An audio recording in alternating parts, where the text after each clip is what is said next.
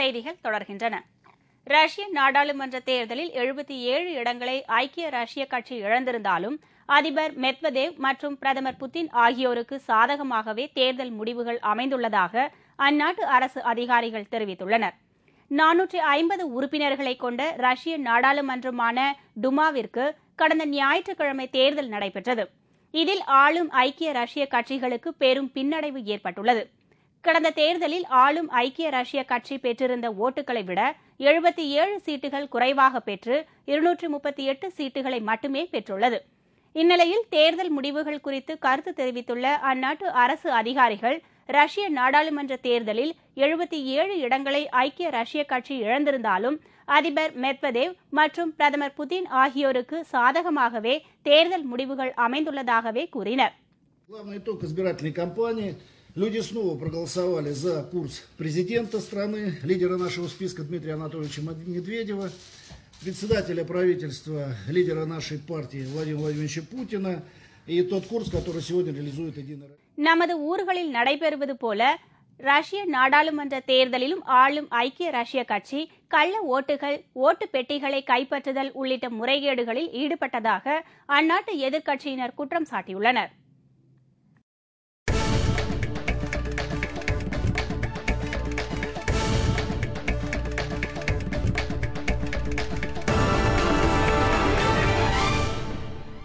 Allrounder Irfan Pathan 2 ஆண்டுகளுக்கு பிறகு மீண்டும் இந்திய அணியில் சேர்க்கப்பட்டுள்ளார்.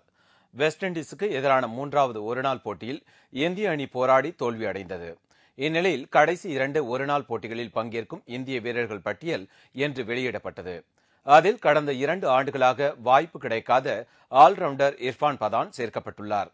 அவருக்கு பதிலாக உமேஷ் யாதவ் அணியிலிருந்து நீக்கப்பட்டுள்ளார்.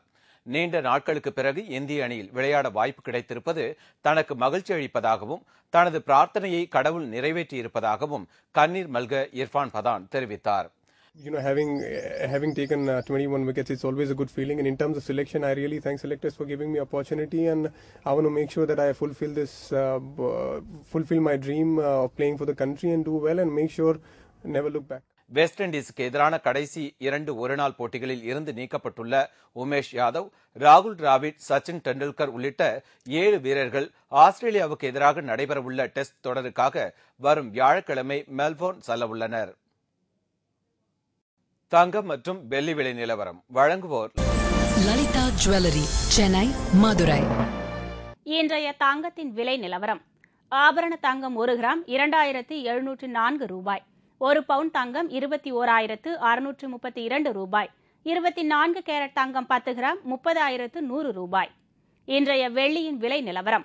1 கிராம் வெள்ளி 59 ரூபாய் 65 காசுகள். 1 கிலோ வெள்ளி 59,650 ரூபாய்.